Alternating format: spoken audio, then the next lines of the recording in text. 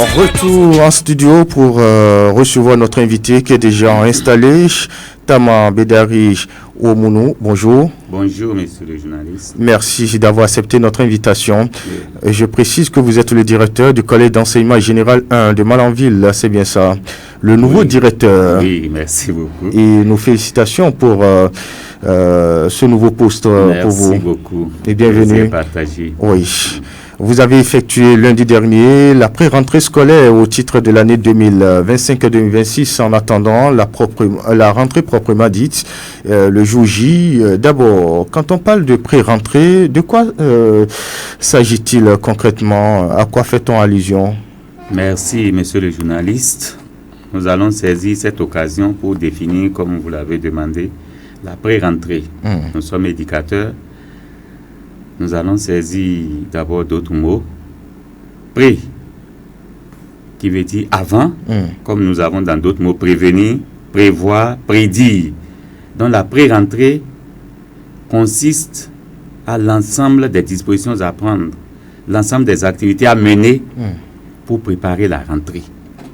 Voilà de façon très courte, de façon ramassée, la définition de la pré-rentrée. L'ensemble des activités qu'il faut mener pour préparer la rentrée. Très bien. Et de quoi est-elle constituée? Quelles sont les activités phares, les travaux qu'on y fait? On peut la subdiviser en deux. Dans un premier temps, c'est physique. C'est l'assainissement du cadre qui va recevoir l'ensemble des acteurs. Oui. Et deuxièmement, c'est les inscriptions. Donc, voilà les deux différentes parties de la pré-rentrée. Oui. L'assainissement du cadre consiste à nettoyer, à balayer, à préparer les salles qui vont accueillir l'ensemble des apprenants. Alors que les inscriptions concernent principalement les élèves d'abord admis au CEPE qui sont classés dans le collège ou dans les collèges. Après ça, nous avons les élèves qui sont admis au PPC qui passent en seconde. À ce niveau, il faut préciser qu'il y en a de deux catégories. Ceux qui ont eu la moyenne de classe, on les autorise à passer. Ceux qui n'ont pas eu la moyenne de classe, qui ont eu le PPC, on leur permet aussi de passer. Ce qui ne se faisait pas avant. Oui. Oui. Et je sais que nous sommes dans la semaine de pré-rentrée. Et comment ça se passe actuellement au niveau du CG1? Merci beaucoup. Depuis lundi, nous avons une certaine affluence. Ce n'est pas celle qu'on attend, mais les enfants viennent, surtout pour voir les élèves de la 6e, c'est-à-dire ceux qui viennent du primaire. Dans un premier temps, d'abord, rechercher leur nom et savoir qu'ils sont classés au CG Malanville ou au CG Wolo ou au CG Garou. Une fois le nom vu, ils doivent aller vers le comptable pour les formalités, qui consistent, dans un premier temps, pour les garçons, à payer 12 000. Les filles ne paient rien. Donc, c'est le gouvernement qui a pris en charge l'intégralité de la contribution des élèves filles de la 6e jusqu'en terminale. De la 6e jusqu'en terminale? Oui. D'accord. C'était juste le premier cycle, mais il y a une extension. Aujourd'hui, ça va jusqu'en terminale. Oui. Afin de pouvoir maintenir les filles à l'école. Pour les garçons, conditions sine qua non pour accéder à leur salle de cours, c'est ça? Surtout, nous reprenons, nous précisons, les nouveaux.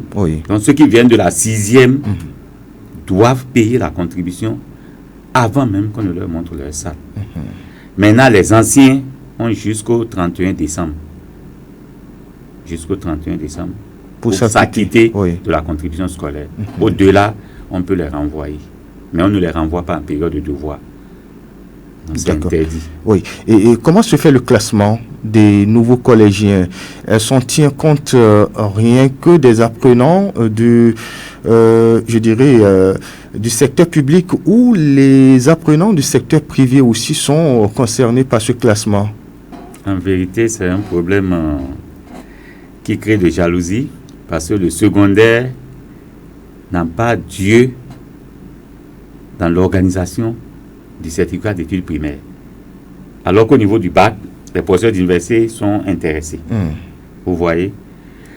le classement tient compte de tous ceux qui sont admis. Mais avant, chaque candidat précise le collège qu'il veut. Donc, on tient compte pour l'orienter. Une fois l'orientation faite, nous les accueillons. Même s'il est du secteur privé. Du secteur privé. D'accord. Il peut être classé et vouloir repartir. D'autres peuvent vouloir aller, par exemple, vers la cité protestante. D'autres peuvent vouloir aller vers la Madone. Ils vont faire un transfert en bonne et due forme. Et le transfert aujourd'hui, c'est à 2 étapes.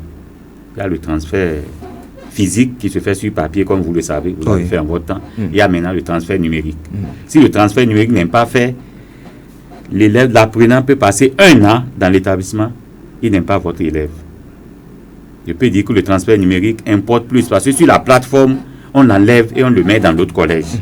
Alors qu'avec le transfert physique, vous recevez les papiers, mais il reste toujours élève de son établissement d'origine. Donc voilà les 2 types pour qu'un élève puisse aller d'un établissement à un autre.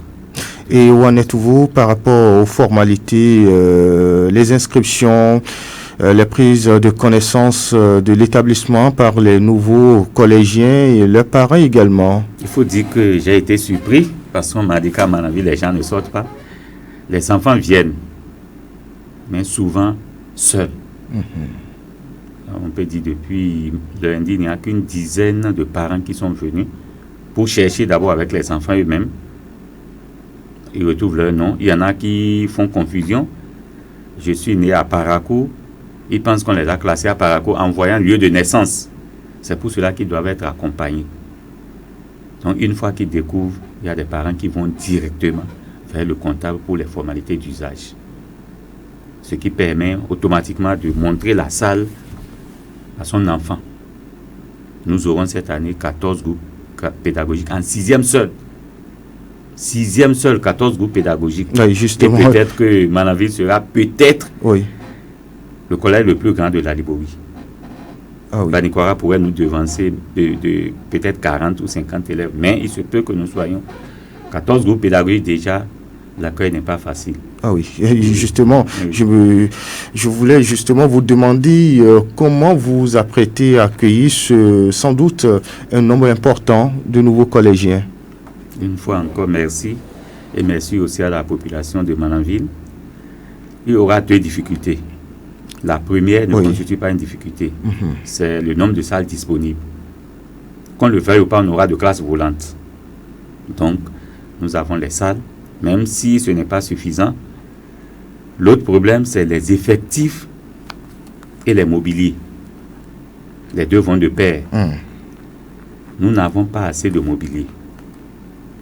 À ce niveau-là, il faut d'abord remercier la mairie qui nous a offert près de 150 tables bancs.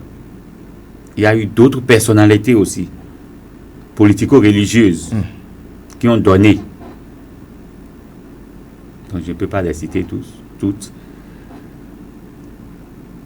Mais malgré ça, ça ne va pas suffire.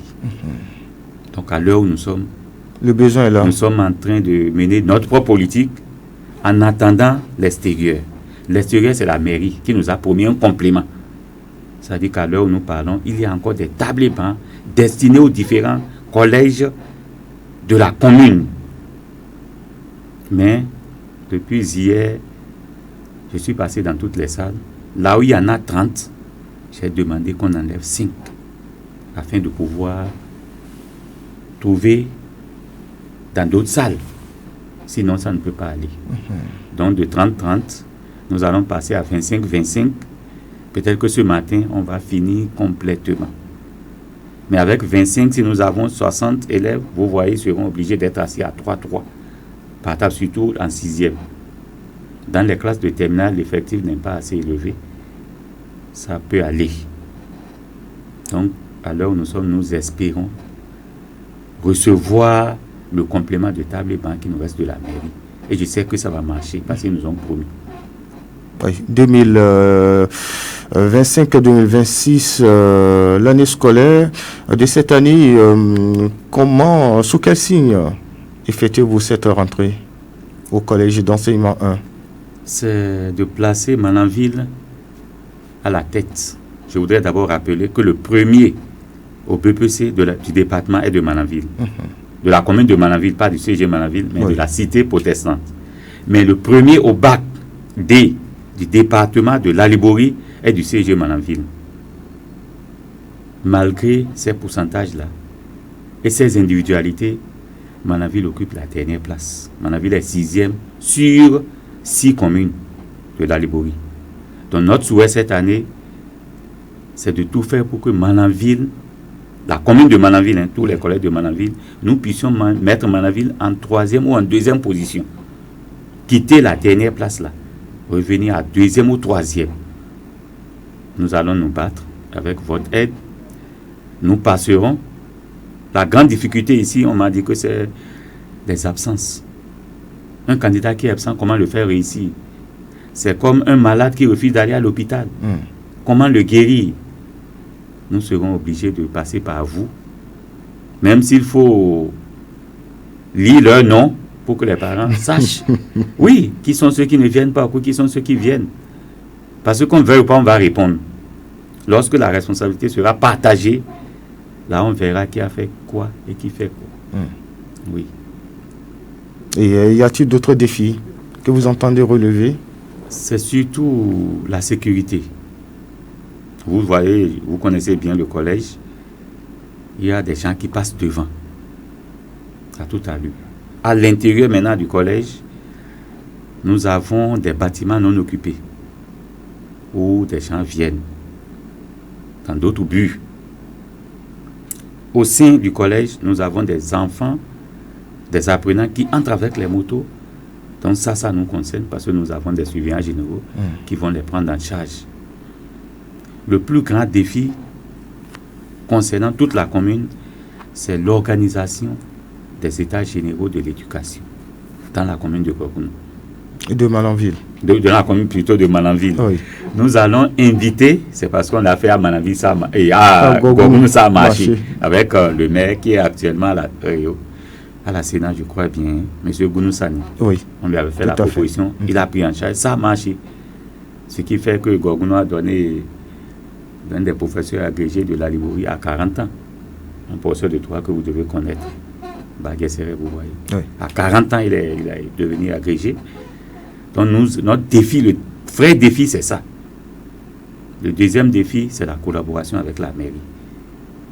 Avec le statut d'aujourd'hui de la mairie, elle peut intervenir au second cycle. Donc nous allons nous approcher des autorités pour voir ce qu'on peut faire.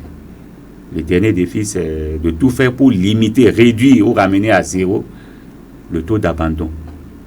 C'est l'objectif du gouvernement, ça. Que les filles, que ce soit filles ou garçons, qui n'abandonnent pas. Voilà les principaux défis. Et qu'en est-il du personnel enseignant? Le personnel enseignant est, je dirais, qualifié. Nous avons... Il y a eu les mutations, dans moins d'une semaine déjà. Les mutations, il n'y en a pas au niveau national. Les mutations départementales. Il y a des professeurs qui sont partis. Il y en a qui sont venus, qui ont même déjà pris service.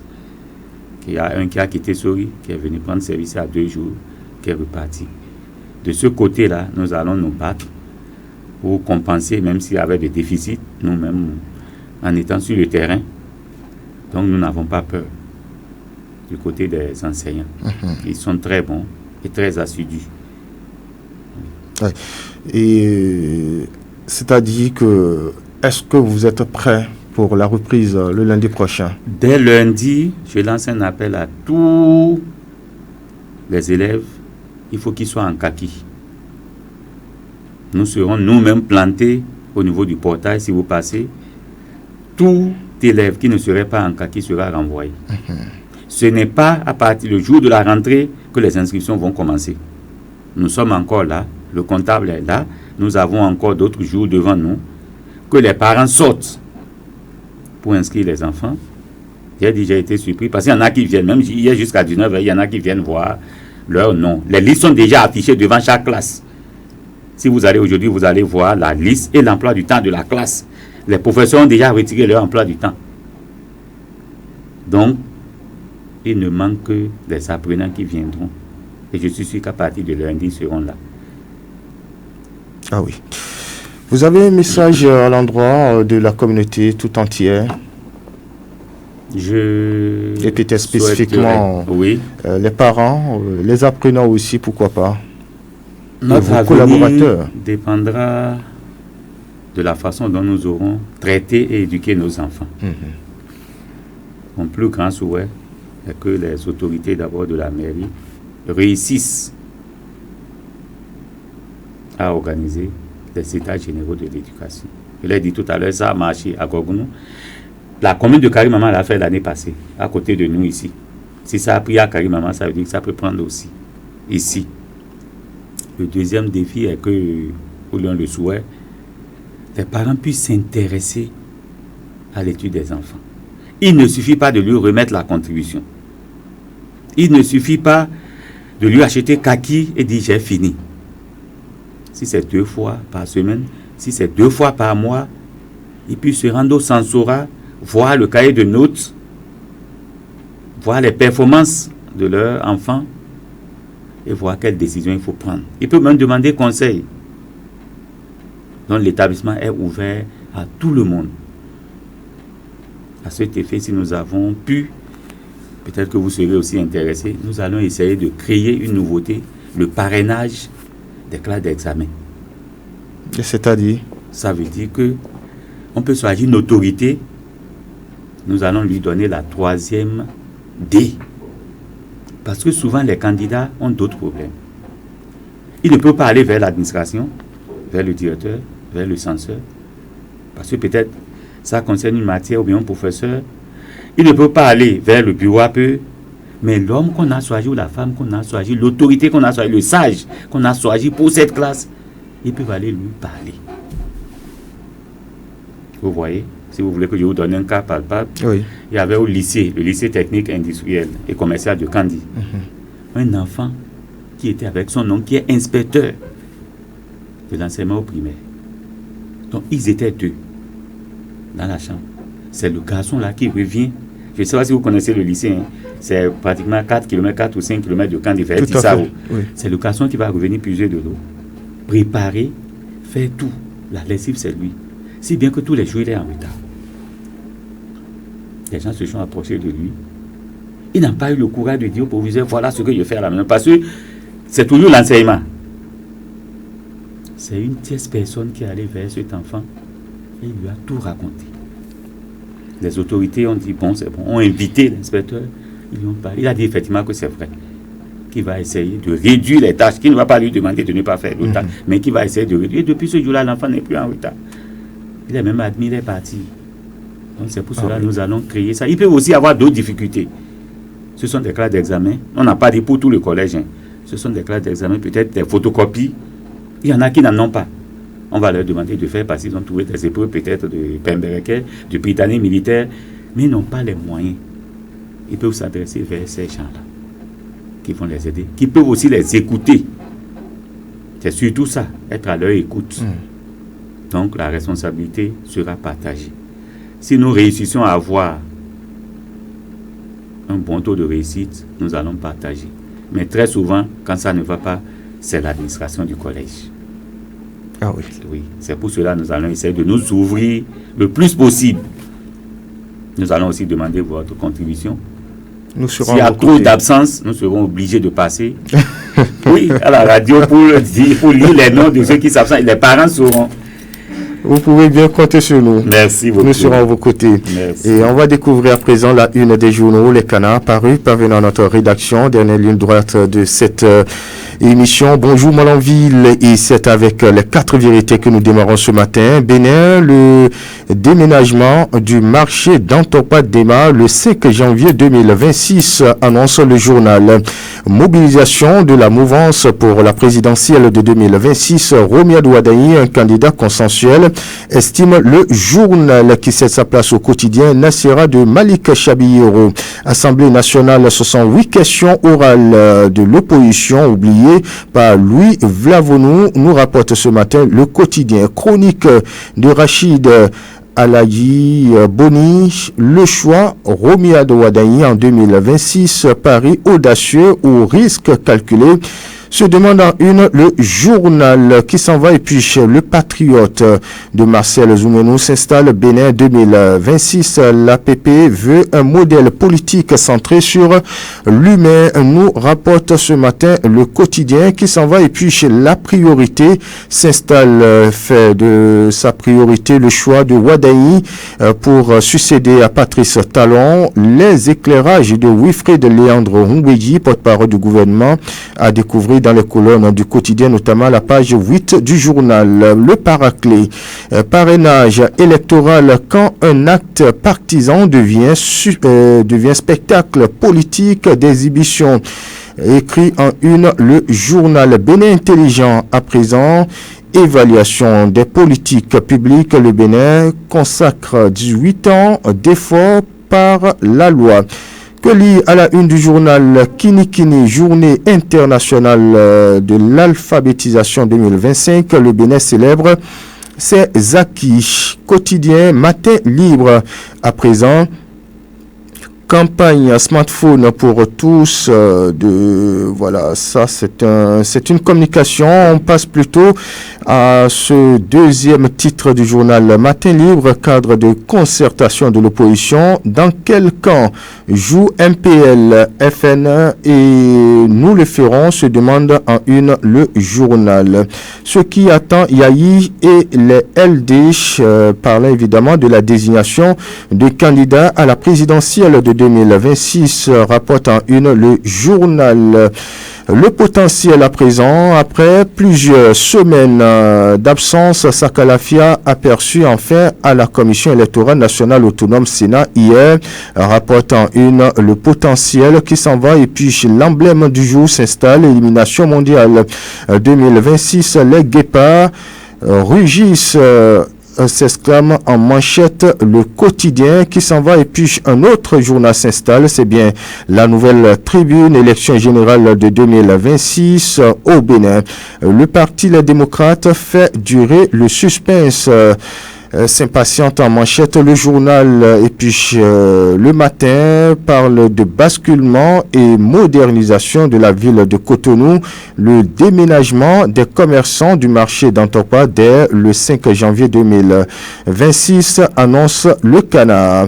Que lit à la une du journal Décryptage Info, le journal décrypte la présidentielle de 2026 au Bénin et rapporte que Romiadou Wadaï sera le patron du Bénin d'ici, selon évidemment Gaston Zossou, le président, sinon le directeur général de la Loterie nationale du Bénin. Voilà donc ce qu'on peut retenir en termes de une des journaux. Libération libère en manchette ce matin, marché d'Antokwa, le déménagement effectif du 5 au 15 janvier 2026, annonce le quotidien. On finit cette fois-ci avec le Paraquois.